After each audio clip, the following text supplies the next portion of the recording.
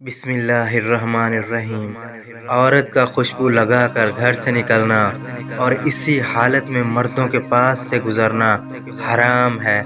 نبی اکرم صلی اللہ علیہ وآلہ وسلم نے اس فعل سے جس قدر سختی کے ساتھ روکا اور ڈرایا ہے، اسی قدر یہ چیز آج کل ہمارے زمانے میں عام ہو چکی ہے۔ ارشاد نبوی صلی اللہ علیہ وآلہ وسلم ہے، جو عورت خوشبو لگا کر کسی قوم کے پاس سے گزری تاکہ لوگ اس کی خوشبو محسوس کریں، ایسی عورت بدکار اور زانیہ ہے۔ بعض عورتیں اس قدر غفلت سے کام لیتی ہیں کہ خوشبو لگا کر اپنی گاڑی کے ڈرائیور، دکاندار یا اسکول کے گیٹ کیپر کے پاس سے گزرنے میں کوئی حرج محسوس نہیں کرتی، جبکہ اسلامی شریعت نے اس قدر سختی برتی ہے۔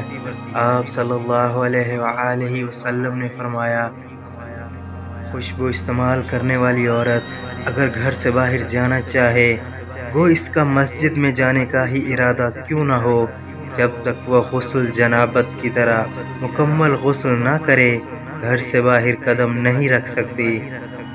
ہم اللہ تعالیٰ ہی کے سامنے شکوہ کرتے ہیں کہ آج دور حاضر میں شادی بیاہ اور زنانہ تقریبات میں کس قدر دھونی اور خوشبو کا استعمال ہوتا ہے، اور عورتیں کس طرح پرکشش اور تیز خوشبو والے عطر لگا کر بازاروں میں، گاڑیوں میں، جہازوں میں، مردوں والی جگہوں پر اور حتیٰ کہ رمضان المبارک کی راتیں مسجدوں میں بھی آزادانہ گھومتی پھرتی ہیں۔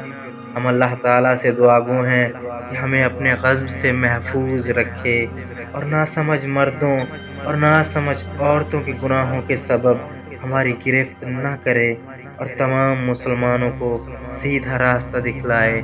آمین ثم آمین۔